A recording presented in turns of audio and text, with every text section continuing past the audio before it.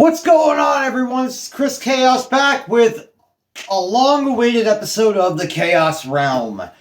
Everyone knows me personally, knows I'm a big wrestling fan. And I love documentaries. And documentaries about wrestling, that's where we're at. Talking about Season 5 of Dark Side of the Ring on Vice TV. It's been finally confirmed for this March of 2024. And also, there's a few episodes that aren't even been posted. The Kurt Angle story, they're going to have the Sandman. That's going to be fucking rad. So, in this video, what we're going to be doing, I'm going to go through my favorite episodes from seasons 1 through 4. No ranking, no order, none of that. It's just going to be my episodes that I like. But, again, it's great to be back, and I hope you guys enjoy this video. So we're going to get into this video right now.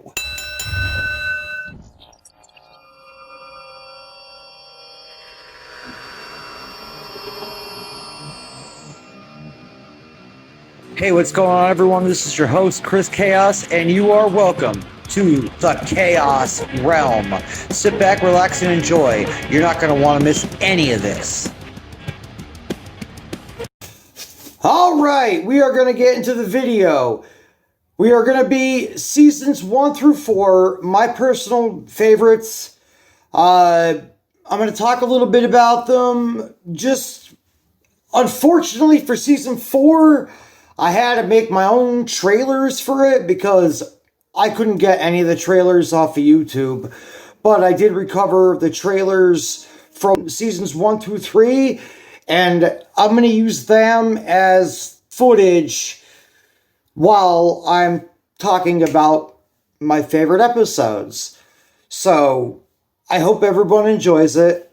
And if you have any comments, feel free to leave them. Suggestions, feel free to leave them. I'm open to creative criticism. I'm open to suggestions. I'm open to anything. So, if you like it, you like the channel, subscribe it, support it, and if you have anything to say about the video or any kind of insight on any of it, if one of the videos on my list or one of yours too, or videos that you enjoyed as well, like the episodes that you enjoyed from Dark Side of the Ring, please feel free to share them with me. I always love a good chat with fellow wrestling fans as well, and I'm always open to having conversation with new people, interesting people, having good conversation with people. So please feel free to, do not hesitate. Leave your comments. All right? Now, we get rolling into the video. All right, so we're going to be kicking off with season 1 is the Montreal Screwjob. Still one of the greatest questions in wrestling history, angle, whatever you want to call it, incident. Even though with the episode, it still leaves, was this a work? Like, was it a work or was this a shoot? Because the only people that truly know about it, that know for sure, were the people involved with that. And the people involved, they know how to protect the business, so they're going to protect the business. The Killing of Bruiser Brody is up next. This episode, I love Bruiser Brody to begin with. Like, I love the old territory wrestling stuff, but this was crazy. Bruiser Brody was literally gutted, and the guy who gutted him, Invader, he walked, like literally walked, all because the key witnesses weren't subpoenaed until well after the trial was ended. The Fabulous Moolah episode opens up the whole door that she was nothing but a piece of shit human being. Fucking forcing those poor women into prostitution, abuse, fucking all that shit. And she was so fucking bitter, like seriously. Like, yeah, credits due where credits due. She invented women's wrestling. If it wasn't for her, there would be no women's wrestling. But goddamn, man, that's a hell of a tarnish to have on your legacy, regardless of what you've accomplished. Season 2 kicks off with a 2-part episode, The Chris Benoit Story. There's part 1 and 2 of this. This is another subject, a very touchy subject in professional wrestling because of the fact it deals with double homicide, suicide, and a lot of questions are raised, whether it be like his mentality state, doing that he had fucking deterioration of the brain from head damage and the roids and all that, but there's no way of knowing for sure if Chris Benoit actually committed these, if it was. There's so many questions that are raised still to this, and the only people that know exactly what happened are not even alive anymore. They're all dead. They all died that day. Like, so the only people that could give you the actual answers, they can't anymore. Stop listening now. New Jack, Life and Crimes of New Jack. This episode was awesome because New Jack was never shy about admitting to what he's done. He was more than happy to say the things he's done in the ring to people, and he gave zero fucks and enjoyed every minute doing it. You can tell, like, he did not care. He enjoyed it. It was business. When New Jack was in the ring, it was business, and I loved it.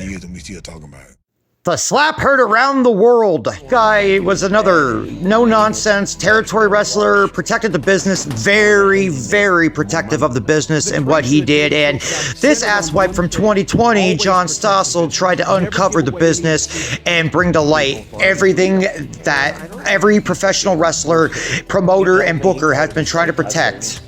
And he got smacked. Cocaine and cowboy boots, the Herb Abrams story. I have no idea who this guy was until I saw this episode, but let me tell you, he was wild. I would never work for him because, you know, he spends all his money on coke and hookers and never paid the wrestlers anything.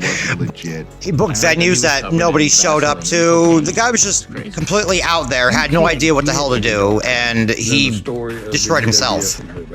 The Last Ride of the Road Warriors. I love the Road Warriors. I always have loved the Road Warriors. One of my favorite tag teams in the world. And the fact that they went that long for as hard as they were, and they went as long as they did, that's still astounding. And I'm bummed that they're not around anymore. It really does suck that they're both dead now, but I think it affected people more with Hawk because we actually watched his downfall. The last episode of season 2 is a 2-part episode as well. Owen Hart story. I, unfortunately, and fortunate enough, was able to see this live. Over the Edge 99. I still remember it like it happened yesterday. And I'm sure whoever was there that actually saw it still have not forgotten this. It was crazy and a stunt that should never have happened. From season 3, another 2-parter, the Brian Pillman story.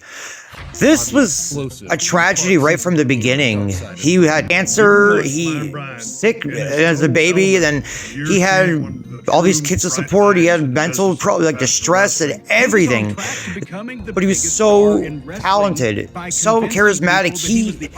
He could have been something big had it not happened what happened to him.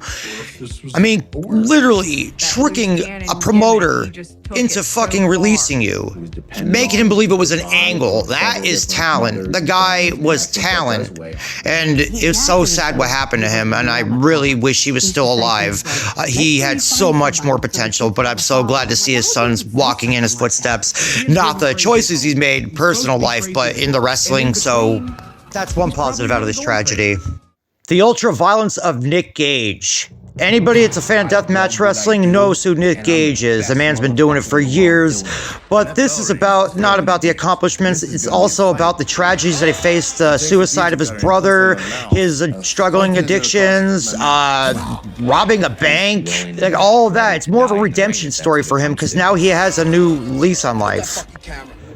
The Ultimate Warrior, Dark Side of the Ring, pretty much everything that was said in that, everyone already knew about him. He just went into the business just for the money and never gave a shit about it. Was an asshole. He held Vince McMahon up. He no-showed events. He was just like a serious piece of garbage, which is a shame because he's one of my favorite wrestlers growing up. I absolutely loved The Ultimate Warrior. Now, the Grizzly Smith Dark Side of the Ring was probably one of the most disturbing episodes I've actually seen. I mean, my heart honestly goes out to Jake Roberts, Sam Houston, and especially Rockin' Robin and their sister. My God, the shit they went through growing up with this man. Like, what the hell? I definitely get why Jake the Snake was how he was. Onita's FMW. I love this episode because it was cool how they showed how Onita literally invented the deathmatch wrestling. Like, seriously, exploding barbed wire, fucking Shark Tank matches. The shit that they came up with, it was all Onita. The man is truly an innovator and a genius and a legend. The Many Faces of Luna Vachon. This episode was neat too, because like I have always liked Luna Vachon, and it dove into more about her personal struggles. She actually had a very tough upbringing, and I did feel terrible for her. And the fact that her mental illness, along with the drugs and the being on the road and her past. That's some serious shit. XPW, Extreme and Obscene. My God, Rob Black is a piece of shit. Wow.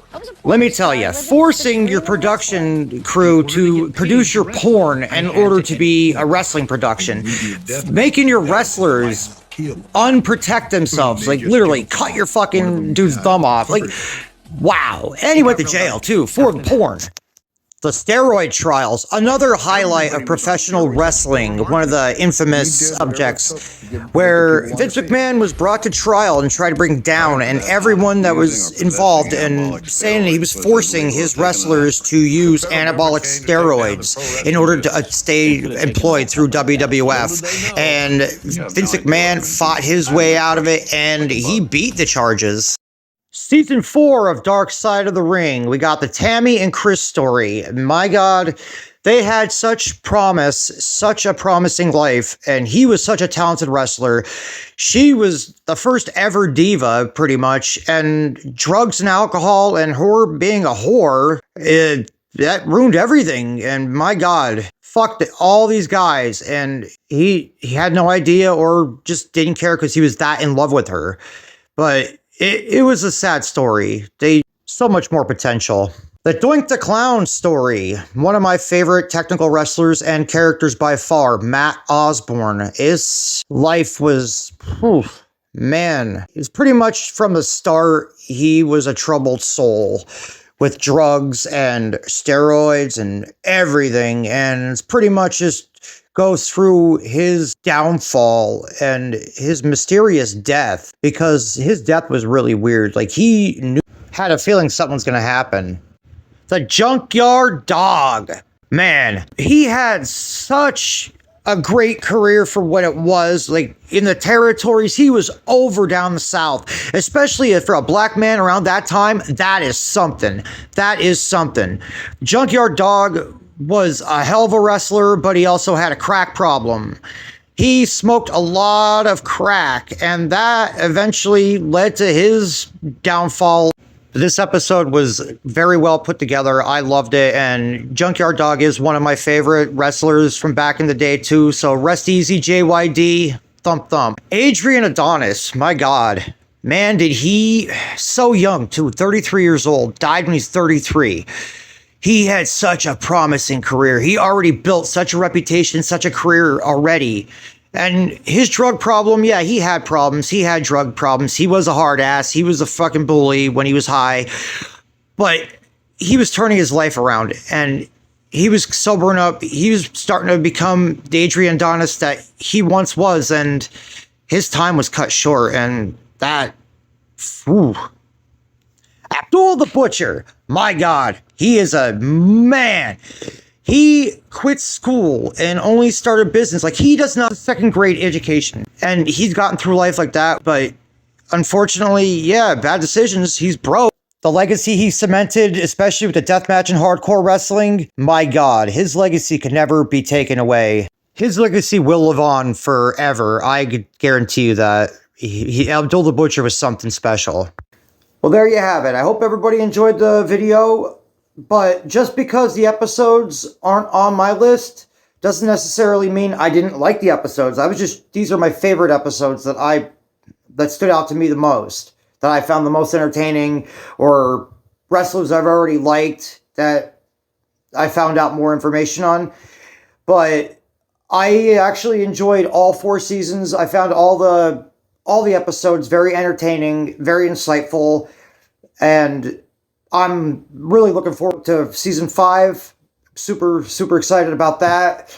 I'm excited about seeing the Brutus Beefcake one.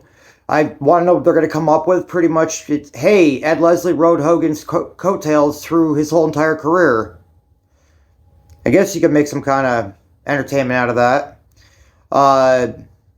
What else? Black Saturday. That's going to be cool. When Vince purchased Georgia Championship Wrestling.